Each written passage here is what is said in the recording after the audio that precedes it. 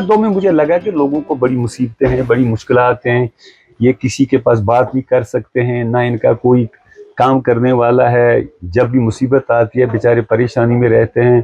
फिर मेरे पास लोग आए, लोलाब से मेरे पास बहुत लोग आए कि आप इलेक्शन में आइए। आदाब, आप देख रहे हैं आवाज द वॉइस और मैं हूं आपके साथ यास्मीन खान। और आवाज द वॉइस का इलेक्शन एक्सप्रेस आज आ पहुंचा है लोलाब, जो कि है डिस्ट्रिक्ट कुपवारा में। ये जगह जितनी खूबसूरत है उतना ही मुश्किल यहाँ पे पॉलिटिशियंस का पॉलिटिकल करियर स्टार्ट करना और फिर उस पे वर्क करना रहा है। आज के हमारे इस एपिसोड में हमारे गेस्ट है अब्दुल हक खान, जो कि पीडीपी के एक बहुत बड़े लीडर है। Thank you so much sir for sparing your time for this interview. बहुत शुक्रिया। सर, आपसे जानना चाहूंगी, अब चूंकि ये जो हमारा प्रोग्राम है इसमें हम बेसिकली पॉलिटिशियंस की प्रोफाइलिंग करते हैं, उनकी जिंदगी पर्सनल कैपेसिटी में और प्रोफेशनल कैपेसिटी में जानने की कोशिश करते हैं, ताकि लोगों को पता चले कि अगर वो अपना ट्रस्ट, अपना मैंडेट दे रहे हैं तो किसको दे रहे हैं। तो मेरा पहला सवाल आपसे रहेगा मिलिटेंसी को लेके। जब यहाँ पे मिलिटेंसी थी, ऑफ कोर्स आप उसके एक विक्टिम रहे हैं। आपके जो ब्रदर थे महमूद साहब और आपके जो नेफ्यू थे फिरदौस, दोनों को मिलिटेंट्स ने मारा। मीनवाइल जब ये पूरा हार्ट ब्रेक सिनारियो था, इस सब के चलते हुए कौन सा डिसाइडिंग फैक्टर था कि आपने डिसाइड किया कि आप पॉलिटिक्स में जाएंगे? देखिए, मैं आपसे बता दूं, चूंकि मेरा कॉलेज से ही जो था, मेरा एक तरीक़ेकार ये था कि मैं चाहता था सोशल वर्क करूं। मैं जब एसपी कॉलेज में पढ़ता था तब भी मैंने एक बनाई थी विलेजर्स एसोसिएशन, ताकि जो डिफ़िकल्टीज दूर ये विलेजर्स को होती है वहाँ जाके उनको रेड्रेस किया जा सके। तो ये उस वक़्त का ज़माना था। उसके बाद जिस वक़्त ये मैं इससे LLB करके आया, मैंने वकालत शुरू की, तो मैं फिर पॉलिटिक्स में आ गया। पॉलिटिक्स में जब आया तो 87 का जो इलेक्शन था, 87 का इलेक्शन, 87 का इलेक्शन जो था मैंने जीता हुआ था। उसमें आपको पता है 87 के इलेक्शन में क्या हुआ था, I was made to lose. उस वक्त मैंने ये फैसला किया कि मैं पॉलिटिक्स नहीं करूंगा। मैंने पॉलिटिक्स छोड़ दी थी और मैंने अपना प्रोफेशन फिर ले लिया। मैं चला गया हाई कोर्ट में। इससे पहले मैं इस मामले में ये है कि मैंने इसके बाद एक छोटा सा अखबार निकालता था जब मैं LLB के बाद वकालत करता था। फिर 96 में मैंने एक और अखबार लॉन्च किया, रूदारी जहां, ताकि मैं लोगों के मुश्किलात, लोगों की डिफ़िकल्टीज को रिफ्लेक्ट करूं, उनसे बात करूं, उनकी चीज़ों को एड्रेस करूं। और ये भी काफ़ी टाइम चलता रहा। फिर उसमें कुछ ऐसी मुश्किलात आ गई, मैंने वो अखबार बंद किया और मैं सीधा प्रोफेशनल हो गया। 2002 में मुझे लगा कि लोगों को बड़ी मुसीबतें हैं, बड़ी मुश्किलात हैं, ये किसी के पास बात नहीं कर सकते हैं, ना इनका कोई काम करने वाला है, जब भी मुसीबत आती है बेचारे परेशानी में रहते हैं। फिर मेरे पास लोग आए, लोलाब से मेरे पास बहुत लोग आए कि आप इलेक्शन में आइए। क्योंकि पहले मैंने ये कहा था कि मैं नहीं करूंगा पॉलिटिक्स, मैंने छोड़ दी थी उस चोरी चकारी के बाद। लेकिन फिर जिस लोगों ने मुझे मजबूर किया तो मैंने ये मुनासिब समझा कि मेरे लिए अच्छा नहीं रहेगा कि मैं सिर्फ वकालत करूं अपने लिए, तो मैं फील्ड में आ गया 2002 में। जी सर, आपका करियर स्टार्ट हुआ तब मिलिटेंसी पीक पे थी। कितना मुश्किल था एक पॉलिटिशियन के लिए तब एज अ पॉलिटिशियन काम करना, क्योंकि अभी तो काफी इजी लग रहा है, तब का सिनारियो कैसा था? देखिए, बेसिकली एक चीज है, पॉलिटिक्स में हमेशा रिस्क होते हैं। अगर कोई पॉलिटिशियन रिस्क नहीं लेगा तो वो आगे निकल ही नहीं सकता है। फिर जिस वक्त एक आदमी ये जहन में लेकर चले कि मुझे लोगों की खिदमत करनी है, लोगों के काम करने हैं, लोगों के मुश्किलात दूर करने हैं, तो मुझे नहीं लगता कि कोई भी फैक्टर उसको रुका सकता है इन चीज़ों से। तो उस मामले में अल्लाह की इनायत ये है कि मेरे लिए न कोई रुकावट बनी इलेक्शन, और इलेक्शन के बाद तो मैंने अच्छा खासा कंट्रीब्यूट किया। मैं घर घर जाता था, विलेज वाइज जाता था, हर जगह जाता था।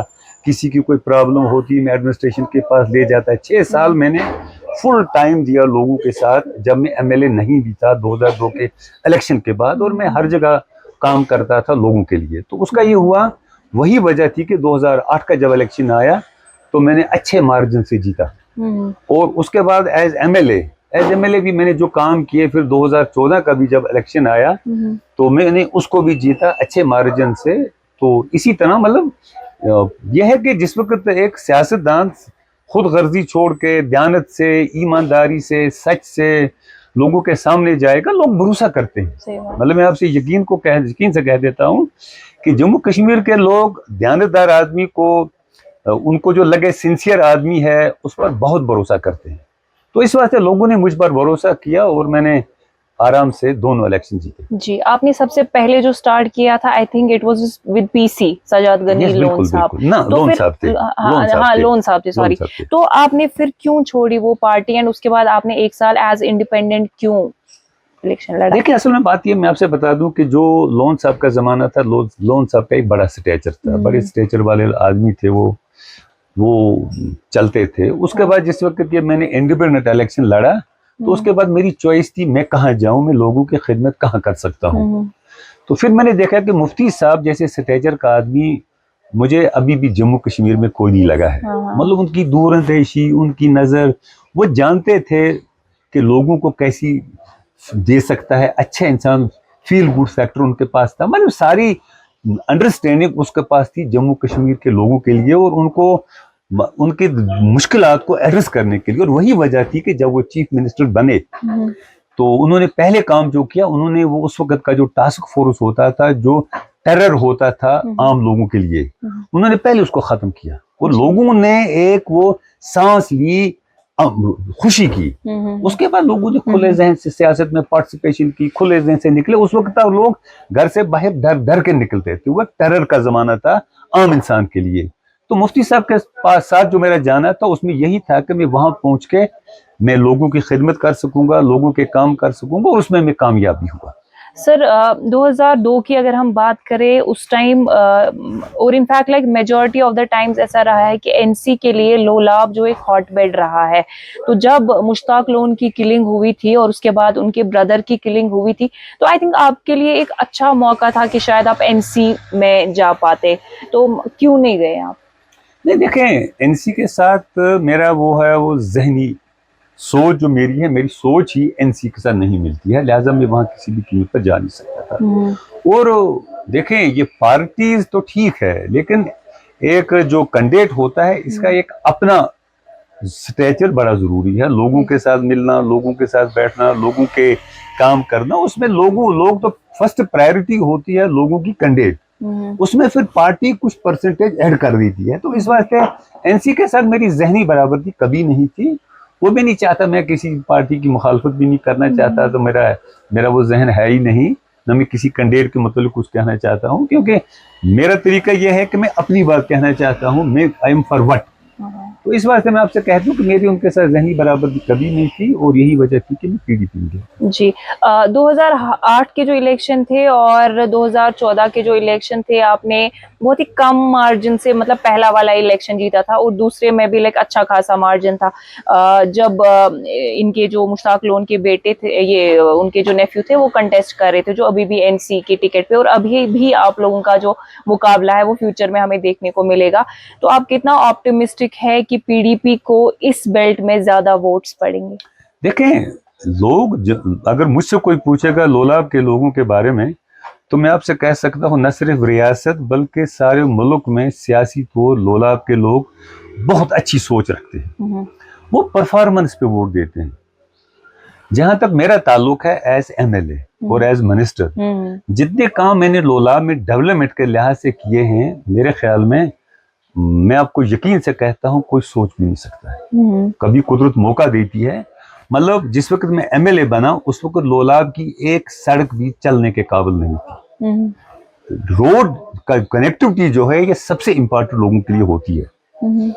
पानी की मुश्किल ये थी कि किसी भी गांव में पानी के लिए कोई गुंजाइश नहीं रही थी, पीने का पानी, इरिगेशन, ये दो चीजें। फिर ये था कि लोलाब का बहुत बड़ा हिस्सा था जहां पावर सिरे से नहीं थी, इट वाज ऑल अनइलेक्ट्रिफाइड। तो 3 प्रायोरिटीज थी मेरे लिए। जब मैं पहले आया तो पहले मैंने ये कोशिश की कि मैं पहली सड़कें ठीक करूं, और सारी सड़कें मैग्नेमाइज हो गई। फिर नई रोड्स बनाई जो अप्रोचेबल एरियाज थे। मतलब उस वक्त मेरी कॉन्स्टिट्यूंसी कलारूस भी थी, मच्छल भी, आज भी जो है हाई हमद था। मुझे 15-15 किलोमीटर पैदल चलना पड़ता था। स्कूल बच्चों को 10-10 किलोमीटर हाई स्कूल के लिए जाना पड़ता था पढ़ने के लिए। तो ये पहली चीज जो मैंने की वो थी कि मैंने कनेक्टिविटी। और आप आज लोलाब के जिस कोने में जाएं आपको मैग्नेमाइज रोड्स मिलेंगे, ये तो पहली चीज थी। दूसरी चीज ये थी एजुकेशन। बच्चों को नजदीक उनके लिए तालीम होनी चाहिए। तो उसमें यह है कि वो बेल्ट पे जहां बच्चे पढ़ाई का सोच भी नहीं सकते थे, मतलब कई एरियाज थे कि वहाँ मिडिल क्लास हमें बच्ची नहीं मिली आंगनवाड़ी के लिए जब मैं एमएलए बना।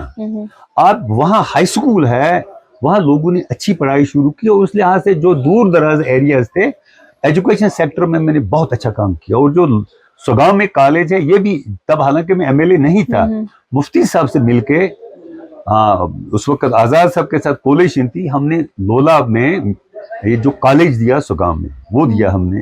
पुलिस स्टेशन भी आई थिंक पुलिस स्टेशन भी कुछ चीजें खैर वो तो चीजें चलती रहती, लाइन ऑर्डर के लिहाज से ये दूसरी चीज थी।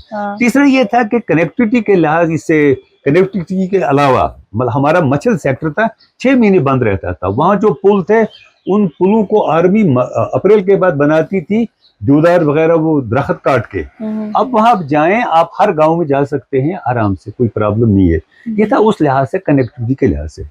फिर दूसरी जो चीज थी वो ये है इसमें बिजली का जो ये था कि मतलब कलारूस एरिया ले लीजिए, मच्छल में तो बिल्कुल नहीं थी, लोलाब के बहुत से एरियाज थे जहां बिजली नहीं थी। तो मैंने हायामा था, इन सब एरियाज में मैंने ये कोशिश की इनको बिजली आए। और आपको इस वक्त मिलेगा सारा एरिया जो लोलाब कॉन्स्टिट्यूंसी का है, इसके अलावा कभी है इट इज इलेक्ट्रीफाइड, अब सबको पावर है। फिर दूसरी प्रॉब्लम ये थी कि गांव में 2 ट्रांसफार्मर होते थे और जो दूर दराज लोग थे उस ट्रांसफार्मर से किसी को पावर मिलती भी नहीं थी। मतलब मुझे लोग कई बार कहते थे ऐसे ऐसे पेवा लंप पेवा जाल बिजली लंप छान खतर, यानी हमें ढूंढना पड़ता है लैंप जला के, हमें बिजली का लंप ढूंढना पड़ता है।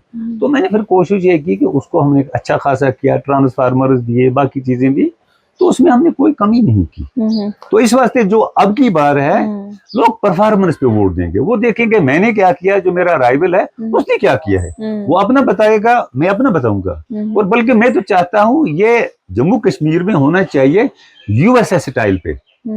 कैंडिडेट जितने भी फील्ड के हैं वो सामने बैठे एक दूसरे के साथ, लोग आए 10,000 बैठे, उनके सामने अपनी परफॉर्मेंस बताएं, मैंने क्या किया, आपने क्या बता किया, तो उससे तो बात बनेगी। फिर दूसरी चीज इंपॉर्टेंट मेरे लिए ये है कि आपका जो ये दरवाजा है जब आप कुर्सी पे बैठते हैं ये खुला होना चाहिए। उसमें ये था कि जब मैं एमएलए था मेरे पास कभी भी रुकावट नहीं है, रात के किसी भी टाइम, सुबह किसी टाइम, उनको मर्जी थी वो किस टाइम मुझे जगाते, किस टाइम मेरे पास आते। और ड्यूरिंग मेरा पीरियड एज मिनिस्टर उसमें भी अल्लाह के फजल करम से एवरीबडी विल टेल यू कि मेरे पास आने में न रात को रुकावट थी न दिन को रुकावट थी, आई वॉज 24 आवर्स अवेलेबल। तो उसमें लोगों को डिफिकल्टीज एड्रेस करना और फिर किसी के सर पे हाथ रखना, ये बहुत जरूरी चीजें होती हैं जो मैंने कोशिश की। सर अभी मतलब जैसे बिजली, सड़क, पानी के जो मसले हैं वो आई थिंक 80% तो हल हो गए आपकी कॉन्स्टिट्यूएंसी में। तो अभी आपकी बकेट लिस्ट में क्या है लोगों के लिए जिसके बेसिस पे वो आपको वोट देंगे? देखिए बेसिकली लोलाब में सबसे जो बड़ी प्रॉब्लम है वो पानी की प्रॉब्लम है, इरिगेशन की प्रॉब्लम है, पीने के पानी का भी प्रॉब्लम है क्योंकि हमें सोर्स नहीं है। हमें वो ग्राउंड वाटर से लेना पड़ता है, कभी वो निकलते हैं साफ, कभी नहीं निकलते हैं, तो प्रॉब्लम है। उसके लिए उस वक्त मैं जब मिनिस्टर था, मैंने हमारे शाह फैसल साहब थे एमडी पीडीसी, हमने एक मुश्तरका तौर हमने एक चीज की कि हम क्या कर सकते हैं। तो उस वक्त हमने ये किया कि लोला में उस वक्त बनते थे 3 पावर हाउस, एक में बांडीपोरा का पावर ये पानी आता, तो बाकी 2 में मच्छल का पानी आता। उससे ये होता कि जो वो पानी आता उसके 2 हमें पर्पजेस हो जाते। एक में ये था कि एक तो पानी आ जाता, कुछ 25 क्यूसेक था वो पानी आ जाता, फिर उसके साथ पावर हाउस बन जाती। तो ये जो पानी का मसला था और उसमें सबसे बड़ी जो चीज थी वो था रोजगार। जिस वक्त 3 पावर हाउसों पे काम चलता लोला में, तो उसका ये था कि वो एक बहुत बड़ा बूस्ट मिलता रोजगार को, लोगों को पावर मिलती, जवानों को रोजगार मिलता, ये तो एक था। दूसरा मेरा जो फोकस था वो था टूरिज्म पे। लोलाब जो है, लोलाब अब क्योंकि लोग गुलमर्ग, पहलगाम को देख के थक चुके हैं, अब नई वो लोग जम्मू कश्मीर की चीजें नई वो देखना चाहते हैं, खासकर कश्मीर वैली की नए एरियाज क्या है। उसमें जो ये है लोलाब है सबसे बेस्ट टूरिस्ट स्पॉट, जिसको लोग बहुत करेंगे, इसको लोग बहुत चाहते भी हैं। तो एक तो इसमें इंफ्रास्ट्रक्चर बनाना वो मैंने काफी हद तक बनाया था उस वक्त as MLA, then as minister बनाया, उसको बूस्ट करना है। क्योंकि जिस वक्त हम ये करेंगे, और मेरा इसमें सोच ये है कि हम वल्लूर को लोलाब से मिलाएंगे by way of Lolab Bandipora road, okay. जब ये रोड बनेगी तो जो भी आदमी वुलर में आएगा, वुलर को देखने, वो लोलाब को देखने आएगा। ट्रैकिंग स्टार्ट हो जाएगी और यहाँ बहुत अच्छी डेस्टिनेशंस हैं लोलाब के हर कोने में। मतलब आप ये चरागाहें देख लें, ऊपर सुन ये नागमर्ग है, गुमुस है, दूसरी जगह है प्रमुख है, फिर यहाँ से आड़ा कहते हैं, और हम गुरेज तक जा सकते हैं। इसी तरह लोलाब के कुछ एरियाज देखेंगे, वावरा ब्लॉक में कम से कम 10-20 जगह ऐसी हैं जहां हर एक चाहेगा जाना। सोगाम ब्लॉक में ऐसी जगह हैं जो लोग देखना चाहेंगे। इसी तरह मच्चल में ऐसी जगह हैं जहां लोग चाहते हैं कम जाएं और ठहरे वहां। तो मेरा उस वक्त ये प्रोग्राम था कि हम इसको बूस्ट दें टूरिज्म को, ताकि लोलाब के लोगों को रोजगार मिले, जवान इन्वॉल्व हो जाए काम में। और फिर जिस तरीके से मैंने एज रूरल डेवलपमेंट काम किया, रूरल डेवलपमेंट डिपार्टमेंट में मैंने इतना पैसा लाया था कि जो 1 क्लास ठेकेदार थे, हालांकि वो नरेगा में नहीं आते, वो भी नरेगा में उतर चुके थे, इस हद तक काम हो रहे थे। पैसा लाया क्योंकि गवर्नमेंट ऑफ इंडिया के पास फंडिंग की कोई प्रॉब्लम है ही नहीं, जितना भी कोई ला सके ला सकता है। तो इस वक्त जो मैं देखता हूँ बदकिस्मती से इस वक्त लोग बेरोजगार हैं, परेशान हैं, किसी के पास पैसा नहीं है।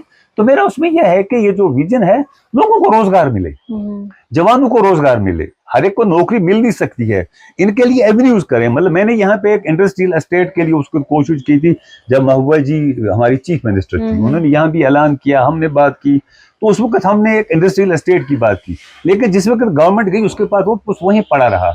तो ये जो चीजें हैं, यहाँ बहुत कुछ किया जा सकता है। मतलब यहाँ हमेशा पावर की जो प्रॉब्लम है उसके लिए हमने कोशिश ये की, ये बड़ा एक क्या कहते हैं पावर का बड़ा ये सेंटर है, ग्रिड स्टेशन, तो नहीं बना। कई रिसीविंग स्टेशन बनाने थे, रुक गए। तो असल में चीजें ये हैं कि जिस वक्त आप डेवलपमेंट और लोगों के मसाइल को देख के अपना प्रोजेक्ट बनाएंगे तो उस वक्त बड़ी चीजें हो सकती हैं। अच्छा, एक और चीज मेरे जहन में थी, माचर नाला कहते हैं यहाँ पे, एक माचर नाला यहाँ है। उस नाले में ये होता था कि वो 5-6 गांवों को फ्लड कर लेता था, फ्लडिंग हो जाती थी। तो मैं जब मिनिस्टर बना तो उसको मैंने सारा वो डिसल्टिंग कर दी। उसमें कुछ नाराज भी लोग हुए, लेकिन मैंने नहीं देखा दाएं बाएं, उसको मैं एक नीर लगा के बना रहा था, एक डैम टाइप। उसके आसपास एक पार्क बनती साइड में, उसके बीच में कश्तियां डालती, और ये तकरीबन 5 किलोमीटर लंबी डैम बन रही थी।